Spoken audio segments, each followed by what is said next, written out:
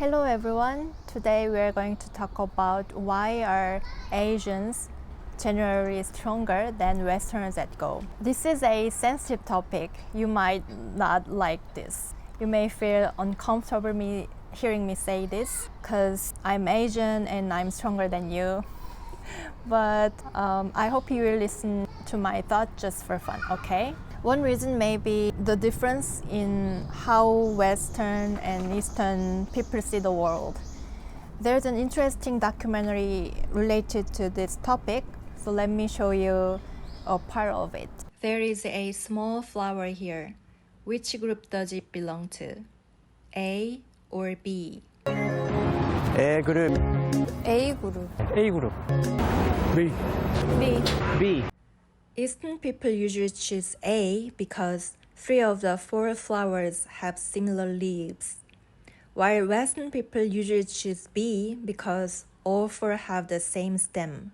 This shows that Eastern people often see things as a whole, while Western people analyze separate details. I think this way of thinking is very useful in Go. In Go, you have to see the whole board as one thing.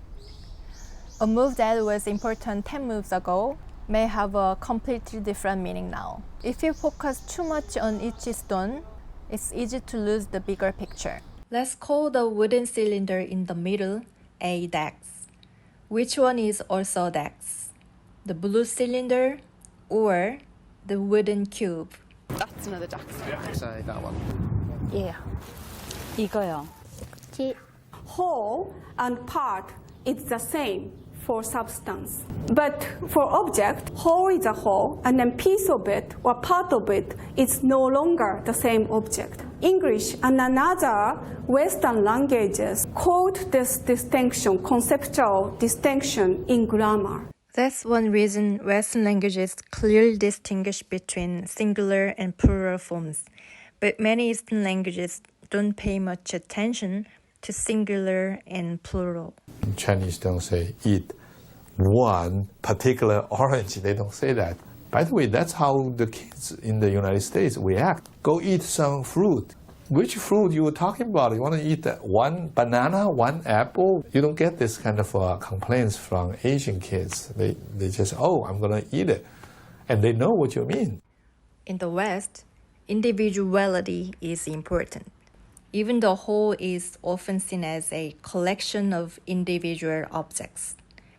But in Eastern thinking, the whole is seen more as one united state. If you have a monkey, a panda, and a banana, which two would you group together? Panda and the monkey. Monkey and the panda go together because they're both mammals. 원숭이랑 바나나. 猴子跟香蕉。为什么？因为猴子喜欢吃香蕉。 Americans, the Westerners, are seeing the world in terms of categories like animal and so on, and these are not as salient to East Asians. This shows that Eastern people tend to see things more through relationships and connections. Eastern culture is often more relationship-oriented. People sometimes sacrifice individual happiness for the family or the group. Personally, I'm not sure this is always a happy way to live, but in Go, it can be an advantage. As Joseki once said, Go is harmony. All the stones on the board must work together in harmony and build good relationships with one another. Looking at everything so far, I think the different ways Eastern and Western people see the world also affect the way they approach Go. Eastern thinking tends to focus more on the whole picture, and I believe that gives an advantage in Go. Another reason is that many Western players tend to ignore Joseki. When I first started teaching Go overseas, I was so surprised to hear a saying, if you study Joseki, you lose 2 stones of strength. Do you like this saying? Who said this? When I heard this, it upset me because many students refused to study Joseki because of this saying. But I always tell double DGQ players or beginners, just memorize Joseki first. Why? Because if you start playing Go right after learning the rules, the game feels overwhelming. There are more possible moves than atoms in the universe. Before playing seriously, shouldn't you first learn the basic principles of this game? In the table tennis, people practice the basic forehand posture first. In golf, people should spend months learning the basic swing. But in Go, many beginners only learn the rules and immediately start playing games. I think that's the wrong approach. Joseki is full of the basic principles of Go. For those who don't know what Joseki is, Joseki usually means corner patterns that satisfy both players. Why isn't there Joseki for the sides or the center? Because the corner is the only place where humans can gain information about Go. The sides and center are too open for standard Joseki.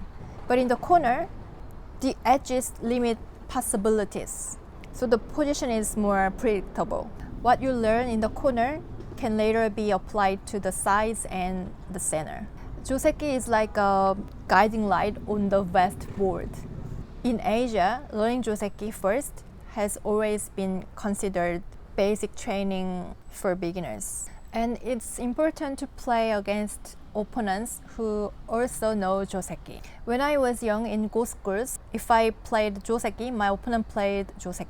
That allowed us to move quickly to the next stage of this game. But if the game starts randomly from the beginning, Go becomes much harder to handle.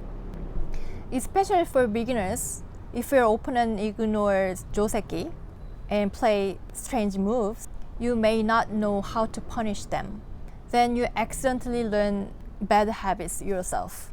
You keep repeating, learning and unlearning, and your improvement becomes much slower.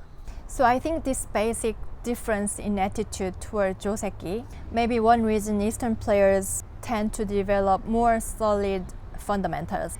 The third big reason is culture. After the Korean War, South Korea grew incredibly fast. At the time, Korea had nothing. Korea didn't have capital, technology, or resources. Our strategy was not to invent something new, but observe and copy advanced systems as quickly as possible.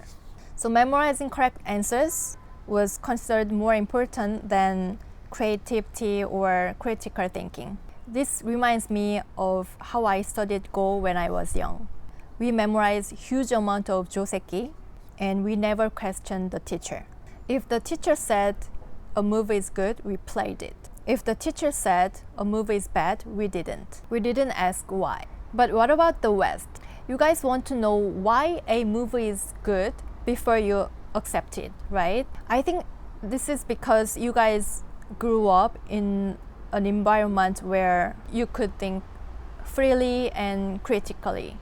I honestly think that's a beautiful culture and I love it. But if you try to understand the reason behind every good move, it naturally takes much more time. So the amount of we can study becomes smaller. In Go, having a huge amount of information is important because a huge amount of information is what ultimately develops our intuition. Here I'd like to talk more about intuition. Do you know what the key factor was when AlphaGo defeated Isidore? It was intuition. Older computers had no intuition. They couldn't even recognize the difference between cats and dogs. But by studying massive amounts of human games, AlphaGo gradually developed pattern recognition, something similar to intuition. In some ways, that resembles the Korean style of education. Isn't that amazing? I think Eastern culture, which tends to observe large amount of information without constantly questioning everything, can actually be very effective for learning Go. In Asia, Go is often treated more as competition. People study desperately because they want to beat their rivals. In the West, people often approach Go more like art or academics. You guys want to understand the deeper meaning behind every move, right? I don't think this approach is wrong, but I do think the Eastern approach is more effective for improving your skills. For example, in Korea, videos about local techniques are super popular. Many people around my father's age, they watch them over and over again. But that's not the case in the West. It feels like Western players are more interested in exploring the meaning and depths of Go than simply becoming a stronger player. So far, I've shared my thoughts on why Asians are stronger than Westerners at Go. What do you think? Please share your thoughts in the comments below. Thank you. Bye.